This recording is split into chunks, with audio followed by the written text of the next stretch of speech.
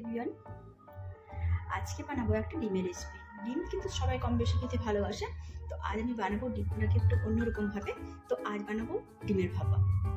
তো এখানে নিয়ে নিলাম সাদা সর্ষে, আর তাতে দিয়ে দেবো কয়েকটা কাঁচা লঙ্কা, আর দেবো কয়েকটা কাঠবাদাম, দিয়ে দেবো একটু পোস্ত। এই দিয়ে কিন্তু পেস্ট বানাতে হবে। এবারে এখানে নিয়ে নিলাম ডিমটা সেদ্ধ করার জন্য। এগুলো কিন্তু ডবল কুসুমের ডিমটা কিন্তু বেশ বড় বড় সাইজের। তো এবারে দিয়ে দিলাম অল্প লবণ, যাতে সেদ্ধটা ভালো হয় আর খোসাটা ছাড়াতে সুবিধা হয়। এবার ডিমটা সেদ্ধ করার জন্য নিয়ে এলাম। ডিমগুলো কিন্তু বেশ বড় সাইজের, এগুলো কিন্তু ডবল কুসুমের ডিম। যাতে সেদ্ধটা ভালো হয় তার জন্য একটু অল্প লবণ দিয়ে নিলাম। আমার পেস্ট আমি রেডি করে নিয়েছি। আর এদিকে নিয়ে নিলাম টক দই, এতে দেবো অল্প করে লবণ,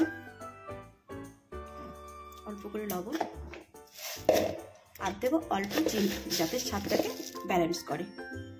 দিয়ে দিলাম অল্প চিনি,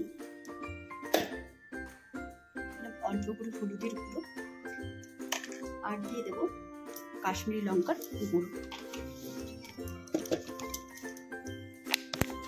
দিলাম অল্প করে কাশ্মীরি লঙ্কার গুঁড়ো। আর যে পেস্টটা আগের থেকে বানিয়ে রেখেছি এটা কিন্তু এবারে দিয়ে দেবো। এটা কিন্তু বেশ ভালো করে মিক্স করে নিতে হবে বা ফেটে নিতে হবে। সুন্দর করে আমি এটা এইভাবে ফেটে নেব। সুন্দর করে সবকিছু যাতে ভালোভাবে মিশিয়ে নিতে হবে। এটা বেশ সুন্দর করে এবারে মাখিয়ে নিলাম।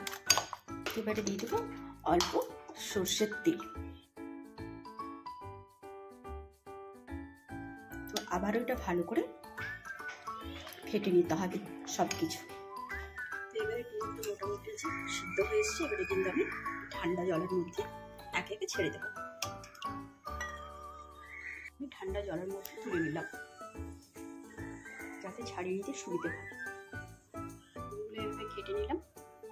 আর ডিমগুলো কিন্তু এবারে হালকা একটু ফ্রাই করে নেব।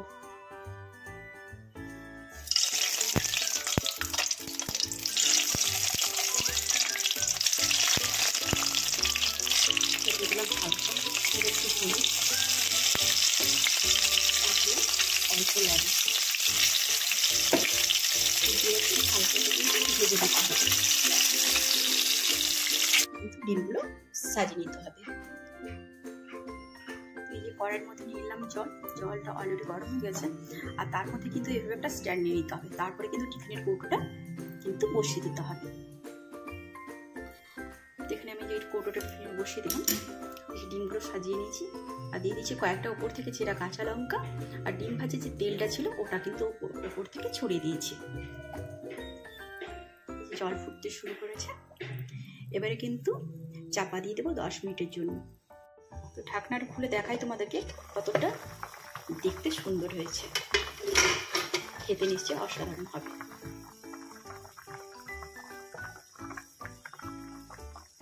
কিন্তু নামিয়ে নিলাম। কালারটা দেখো কতটা সুন্দর এসছে। অবশ্যই বাড়িতে একবার তোমরা ট্রাই করো, খেতে কিন্তু অসাধারণ হবে এক কথায়। এবারে কিন্তু সার্ভ করবো গরম ভাতের সাথে।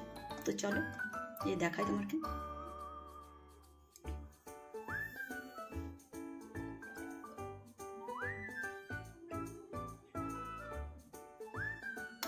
একটু গ্রেভি দিই।